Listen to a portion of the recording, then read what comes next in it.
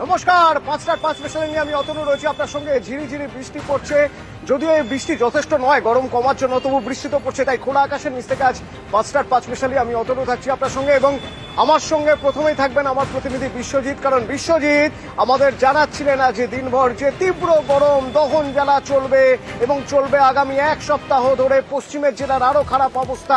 এই সবের মাঝেই আজ হঠাৎ আকাশ কালো করে মেঘ, এবং সেক্টর 5-এ দাঁড়িয়ে আমি দেখতে পাচ্ছি আকাশ মোটামুটি কালো এবং বাজ পড়ছে, মুহুর্মুহু বাজ পড়ছে। কি হলো? আবহাওয়ার এরকম পূর্বাভাস তো ছিল না, যদিও আবহাওয়া দপ্তর জানিয়েছিল যে বিক্ষিপ্ত বৃষ্টি হতেই পারে। বিশ্বজিতের সঙ্গে কথা বলবো সরাসরি। বিশ্বজিৎ, বিক্ষিপ্ত বৃষ্টি, এই বিক্ষিপ্ত বৃষ্টির কথা জানানো হয়েছিল আগাম। এই বৃষ্টিতে কি আদৌ তাপমাত্রা কিছুটা হলেও কমবে, কিছুটা হলেও স্বস্তি মিলবে?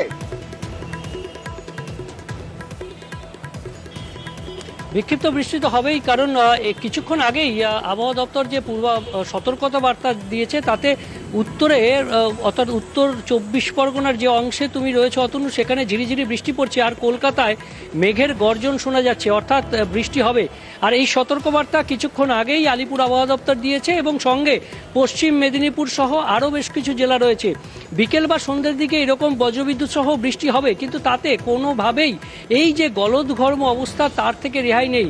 হয়তো কয়েক ঘন্টা, 2 ঘন্টা, 4 ঘন্টা একটা স্বস্তি মিলতে পারে, কিন্তু তারপর আবার গরম, আবার ঘাম প্যাচপেচে যে নাজেহাল অবস্থা। গাঙ্গেয় পশ্চিমবঙ্গে অন্তত এর থেকে রেহাই নেই আগামী 6-7 দিন। বুধ বৃহস্পতিবার নাগাদ একটা পরিস্থিতি অনুকূল হওয়ার সম্ভাবনা দেখা দিয়েছে, এবং তাতে গতি পেতে পারে মৌসুমি বায়ু, কারণ ইসলামপুরে আটকে আছে এই মৌসুমি বায়ু, এবং সেখান থেকে গতি পেলে দক্ষিণবঙ্গে এলে বর্ষা হলে, অর্থাৎ ভারী বৃষ্টি বেশ এক নাগারে না হলে এই গরম থেকে মুক্তির কোনো উপায় নেই।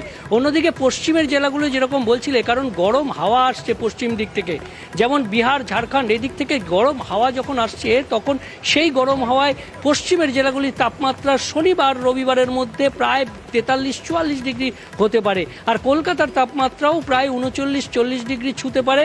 এবং তার সঙ্গে কলকাতায় যেটা সব থেকে বড় অসুবিধা, যে গাঙ্গেয় পশ্চিমবঙ্গের জেলাগুলিতে অক্ষরেখার কারণে প্রচুর জলীয় বাষ্প ঢুকছে, আর তার ফলেই এই তাপমাত্রা বৃদ্ধি এবং জলীয় বাষ্প একসঙ্গে ঘাম প্যাচপ্যাচে অস্বস্তি।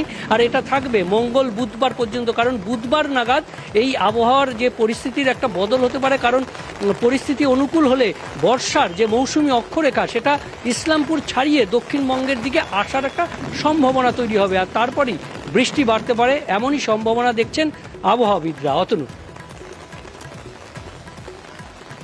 এই যে গরম চলবে, এ নিয়ে আবহাওয়াবিদরা কি বলছেন একবার শোনা যাক। এখন দক্ষিণবঙ্গে যে হাওয়াটি আসছে পুরোপুরি উত্তর পশ্চিম দিক থেকে আসছে। যে হাওয়া গরম, যে হাওয়া শুষ্ক, যে ধরনের হাওয়ার আমরা সম্মুখীন হয়েছিলাম আমার মনে হয় এপ্রিল মাসে, তাই না? ওই রকম ধরনের হাওয়ার আমরা আবার সম্মুখীন হতে চলেছি, আসছেও। সেই কারণে আপনারা দেখতে পাচ্ছেন প্রচণ্ড গরম এবং খুব ড্রাই অলসো।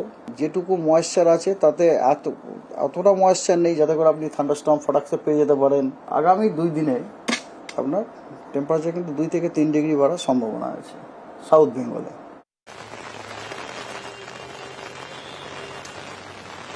আমি শোনাচ্ছি গরমের খবর, যেখানে আবহাওয়া দপ্তর বলছে যে এই গরম চলবে, আগামী সপ্তাহেও চলবে।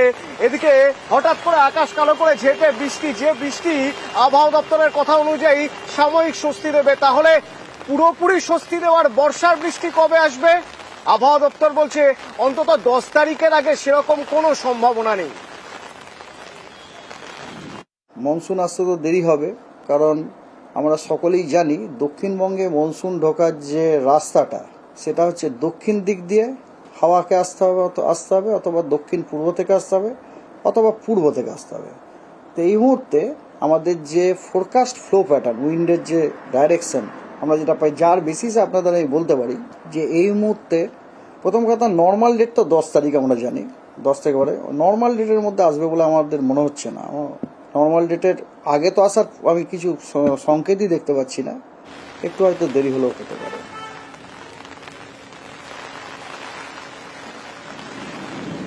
সাময়িক স্বস্তি এই বৃষ্টিতে, ঝমঝমিয়ে বৃষ্টি নেমেছে সেক্টর 5-এ, কিন্তু দিল্লিতে অস্বস্তি বেশ বেশি। অন্তত রাজনৈতিক নেতাদের তো বটেই। ভোট হয়ে গেছে, সিংহাসনের মহাসংগ্রাম শেষ, কিন্তু তাকতে বসা এখনো বাকি।